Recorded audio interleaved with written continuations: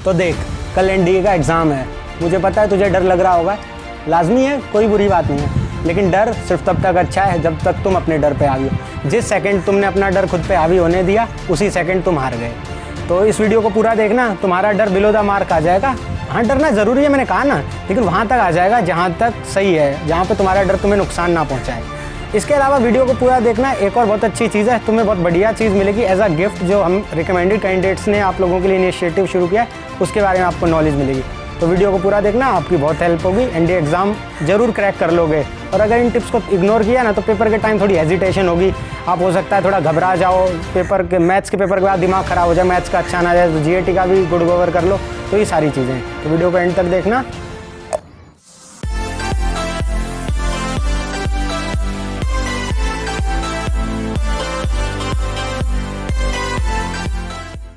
तो देखो, आपकी जो प्रिपरेशन होती है लास्ट मिनट पे, वो 3 फेजेज़ में डिवाइड होती है: pre exam preparation, during exam preparation और पोस्ट एग्ज़ाम प्रिपरेशन। तो हम तीनों की बात करेंगे एक एक करके। तो शुरू करते हैं पहले प्री एग्ज़ाम प्रिपरेशन से। तो देखो यार, प्री एग्ज़ाम प्रिपरेशन में जो फर्स्ट टिप आती है वो ये है कि avoid last minute revision. Last minute से मेरा मतलब ये नहीं है एक दिन पहले, मेरा मतलब है 1 घंटा पहले, 10 मिनट, 25 पहले। लास्ट मिनट पे यार तुम अब पढ़ के आइंस्टाइन नहीं बन जाओगे करके यार 1 नहीं ले आओगे, ठीक है। तो तुमने अब तक जितना पढ़ा है बहुत है, अपने आप पे भरोसा रखो और लास्ट मिनट पे बिल्कुल मत पढ़ना, बिल्कुल। मैं बता रहा हूँ, तुम्हारा दिमाग बहुत कन्फ्यूज़न में हो जाता है और पूरा एग्ज़ाम का गुड़ गोबर हो जाता है। पढ़ना है तो आपके पास आज का पूरा दिन है, आप अपने मैथ्स के रिवाइज़ कर लीजिए। और आप लोग अपने जो भी जीएटी में सेक्शन है, जो भी लगता है रिवीजन होता है, फिजिक्स के फॉर्मूला या केमिस्ट्री में कुछ 1-2 फॉर्मूला, वो रिवाइज़ कर लीजिए, आपका पेपर अच्छा जाएगा। तो देखो, अब अगला पॉइंट क्या आता है।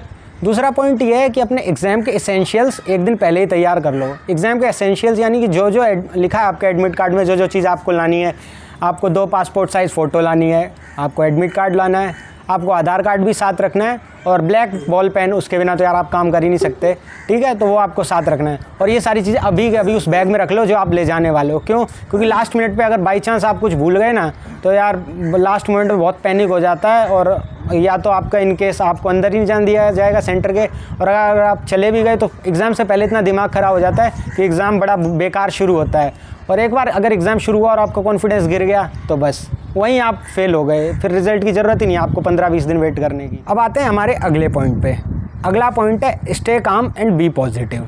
क्यों भाई, काम क्यों रहे, आराम से भाई एकदम हड़बड़ी में पेपर करेंगे, जल्दी ही करना होता है। देखिए, कामनेस के ये मतलब नहीं है कि आप स्लोली पेपर कीजिए, स्लो और काम वर्ड में बहुत डिफरेंस है। कई लोग होते हैं जो एक ही समझ लेते हैं। एकदम आराम से लंबी सांस लीजिए जब पेपर आपके हाथ में आए। एक बार हाँ, पानी की बोतल जरूर अपने साथ ले जाइएगा पानी पीने के लिए, क्योंकि हाइड्रेटेड रहना बहुत ज़रूरी है पेपर के टाइम पे। एक बार आप घूंट मार लेते हैं, कुछ भूल जा रहे हो, तो काफ़ी हेल्प हो जाती है उससे। प्रो टिप है, रिकमेंडेड कैंडिडेट्स की है, बता रहा हूँ, ठीक है, याद रखना। तो बोतल अपने साथ रखना पानी की, अपना सारा सामान ले जाइएगा। पेपर शुरू उससे पहले एकदम काम रहिए, रिलैक्स्ड रहिए, गाना गुनगुना सकते हैं अगर आपका ज़्यादा आपको नर्वसनेस हो रही है, हाथ पैर रगड़ने का मन हो रहा है, ठीक है। तो ये सारी टिप्स होती हैं आपकी प्री एग्ज़ाम प्रिपरेशन की। अब आगे हम लोग बात करते हैं ड्यूरिंग एग्ज़ाम प्रिपरेशन क्या है, मतलब आपको एग्ज़ाम के टाइम पे क्या चीज़ें करनी है, क्या नहीं करनी है। तो देखिए, अब बात आती है आपकी ड्यूरिंग एग्ज़ाम प्रिपरेशन। और ड्यूरिंग एग्ज़ाम प्रिपरेशन ही सिंपल सी टिप्स बताऊंगा जो फॉलो कर लेना।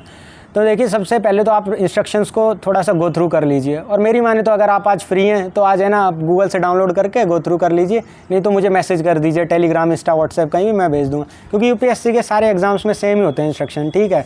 तो सबसे पहला पेपर आपका होगा मैथ्स का, राइट। तो मैथ्स का पेपर आप करें ना, तो सबसे ज़रूरी है मैथ्स में कॉन्फिडेंस आ जाना।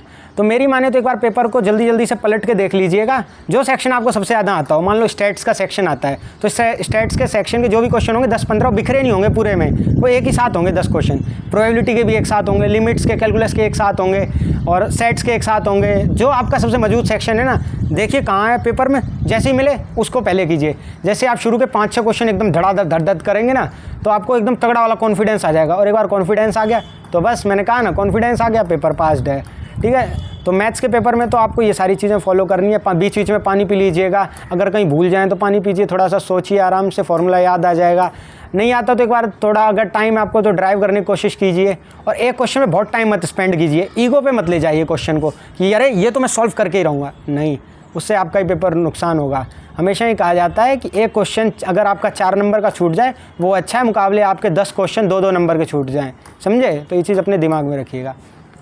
अब आगे बात आती है मैथ्स के पेपर के बाद क्या करें। तो देखिए मैथ्स के पेपर के बाद कई बार होता है आपका पेपर अच्छा नहीं जाता, या ऐसा होता है आपने जस्ट कट ऑफ से ऊपर मार्क्स स्कोर किए होते हैं सेक्शनल वाले 75 से ऊपर, यानी 80 90, आपको लगता है बहुत बेकार गया, तो उस टाइम पे पैनिक मत होइए। मेरे साथ भी ऐसा हुआ था, मेरा मैथ्स का पेपर अच्छा नहीं गया था, लेकिन मैंने उसको अपने ऊपर हावी नहीं होने दिया, मैंने GAT के पेपर में बहुत अच्छा स्कोर कीजिए।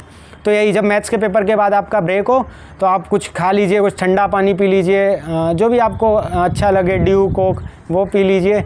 उसके बाद अपने GAT का पेपर एकदम शांत होकर पॉजिटिव माइंडसेट से ऐसे दीजिए जैसे आपने मैथ्स का पेपर शुरू किया था। यानी कि आप ये दिमाग में मत रखिए कि मेरा एक पेपर हो चुका है, एकदम फ्रेश स्टार्ट कीजिए और फिर GAT का अटैम्प्ट कीजिए।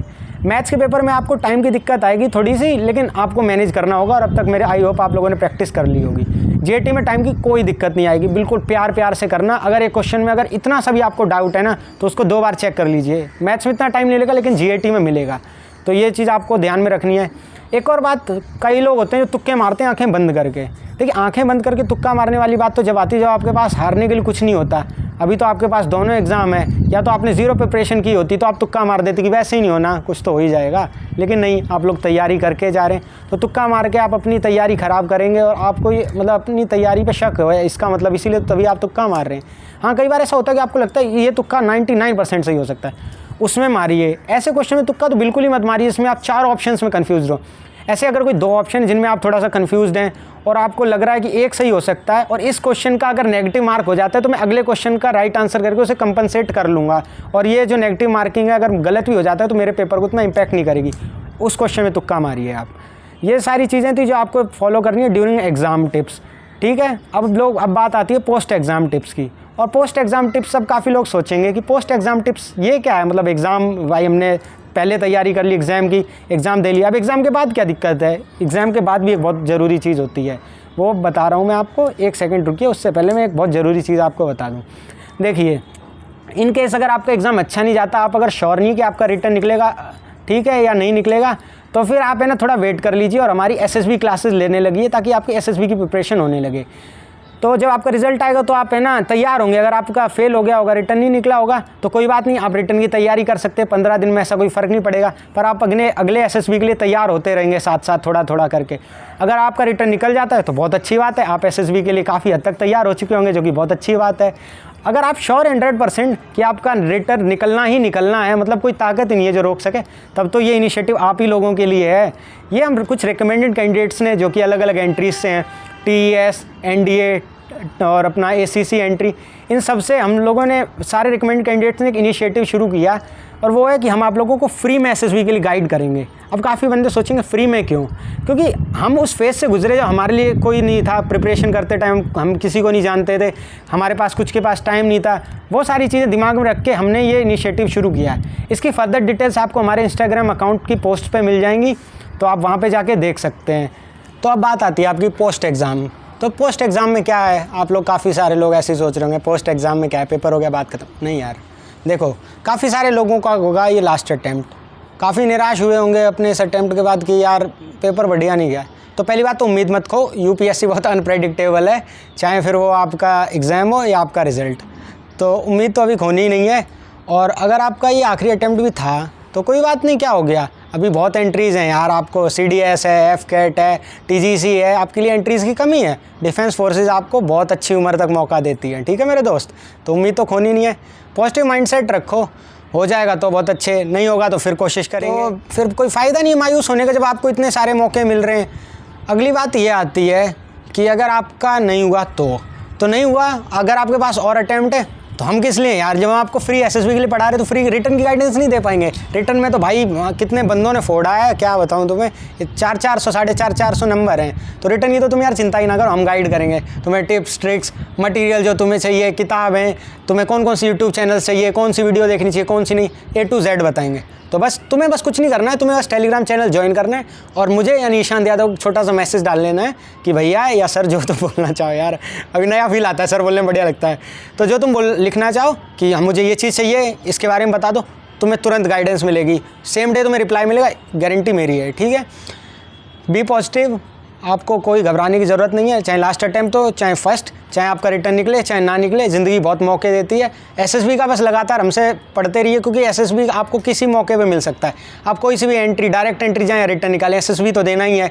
आपको फ्यूचर में और मौके मिलेंगे, उनमें भी आपको एसएसबी देना है। तो एसएसबी कोई ऐसी चीज़ नहीं जो आप 2 हफ्ते के कोर्स में तैयार कर लेंगे चंडीगढ़ पुणे जाके, ठीक है। वो आपको अपने अंदर इनकलकेट करनी होगी वो 15 OLQs, और उसके लिए आपको डेली प्रैक्टिस करनी होगी। कोई एक दिन, एक हफ्ता, एक महीने की चीज़ नहीं है।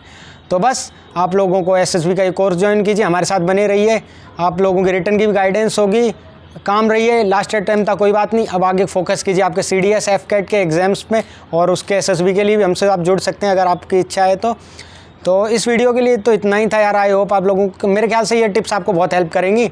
अगर हेल्प करें तो एग्ज़ाम के बाद वापस आना वीडियो पे, कमेंट करना, हाँ आपकी ये टिप ने हेल्प की, वो चीज़ आपने बहुत सही बताई थी, मैं तो मिस कर देता, ये सारी चीज़ें।